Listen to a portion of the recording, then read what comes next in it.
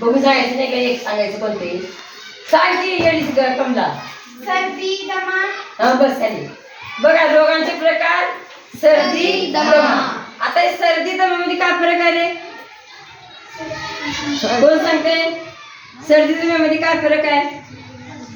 पाऊस पडला किंवा आपण भिजलो किंवा 2-4 वेळ डोक्यावर पाणी घेतलं की आपल्याला काय होतं? सर्दी. पाय चप्पल घातल्याने काही चिखलात फिरलो असं तर आपल्याला सर्दी होती. म्हणजे काय होतं? नाकातनं पाणी गळतं, छाछू करतो आपण. एका रूम मध्ये आपण जर शिंक मारली तर रूम मध्ये जेवढी माणसं आहेत का रे तेवढ्यापर्यंत जंतू जातात आणि त्याला सर्दी होते. सर्दी म्हणजे नाकातनं पाणी वाढणं आणि डोकं जड पडणं, अंगात कणकणी येणे. आणि दमा म्हणजे काय? ती सर्दी काय करते? छातीमध्ये घट्ट होते, खोकला आणि लागतो, मग श्वास आपला थांबायला लागतो. बोलताना श्वास थांबतो, चालताना श्वास थांबतो, बोलता येत नाही, गडगड आवाज येतो आपल्या छातीमधून. बघा म्हातारी माणसं बोलताना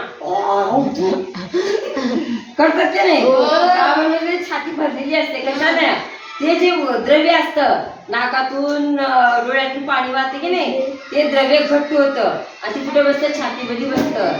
श्वसन नलिका आपली काय होते? इथं बंद होते. बघा इथे फुफ्फुस आहे. आपण नाकावरती श्वास घेतला, श्वास घेतल्यानंतर इथून श्वास कुठं आला? या फुफ्फुसामध्ये आला. हे काय आहे? फुफ्फुस आहेत का नाही? नासाग्नी म्हणजे नाक. स्वरयंत्र म्हणजे ते कुठं आले? स्वरयंत्रात आवाज बसला. हा स्वरयंत्र बिघडतो. मग नंतर काय होतं? श्वसन घ्यायला तिथे त्रास होतो आणि ते काय होतं नंतर? श्वास पटलामध्ये जाऊन बसतं म्हणजे फुफ्फुसामध्ये ते सर्दी जाऊन बसते आणि त्या हळूहळू आपण औषध नाही घेतलं तर ते घट्ट होतं आणि हे जे अंकुचन प्रसरण पावते की नाही फुफ्फुस आपलं ते बंद पडतं. आणि हे सगळं जर बंद झालं, औषध नाही घेतलं, पांघरून झोपायला लागलो आपण, मग कालांतरानं औषध उपचार न घेतल्यामुळं आपण वर जाऊ शकतो. त्यामुळं आपल्या घरामध्ये म्हातारी माणसं असतील तर त्या अशा म्हाताऱ्या माणसांना काय करायचं? गरम झोपायला द्यायचं, गरम पांघरायला द्यायचं, गरम आहार त्यांना द्यायचा आणि या म्हाताऱ्या माणसाची सेवा आपण नातवंडांनी करायचं. कारण त्यांचं प्रतिकारशक्ती ही कमी झालेली असते, आपली चांगली असते पण त्यांची प्रतिकारशक्ती कमी झालेली असते. काम करून करून करून हाडं ठिसूळ झालेली असतात. त्यामुळं त्यांना चालता येत नाही, बोलता येत नाही.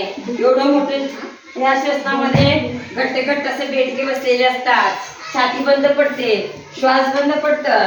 अशा वेळेस आपण झेंडूबाम घेतो, लसूण घेतो किंवा एखादे काढा करून पाजवतो की नाही. त्याला दवाखान्यात न्यायचं, औषध उपचार करायचं आणि मग त्याला गरम ठिकाणी ठेवायचं. हे आपल्याला कधी करायचंय? थंड दिवसात, नाही तर उन्हामध्ये करतात. वर ऊन लागते आणि याला घातलं गोंगड्या, हे घातले मरते मध्ये. असं नाही करायचं. गोंगड्यात घालायचं. गोंगड्यात कधी घालायचं? गोंगड्यात म्हणजे पुरा पाय तोंड बिन जापसात बांधून. गोंगड्या काय करायचं? पांघरायला द्यायचं. खाली पोती अशी असती गरम, झोपायला द्यायचं. त्याचा मॅडमने सांगितले गोंगड्यात घाला, मग गेलं गोंगडं घातलं, मुलगं बघा सकाळी म्हातारं मरून जाते. मारायचं नाही आपल्याला, त्यांचे संरक्षण आपल्याला करायचं आहे, त्यांची सेवा आपल्याला करायची आहे. या पाठातून आपण आज इथपर्यंत शिकलो. आपल्याला रोगाचे प्रकार समजलेले आहेत. राहिलेला भाग पुढील प्रमाणे घेऊया. जय हिंद, जय महाराष्ट्र.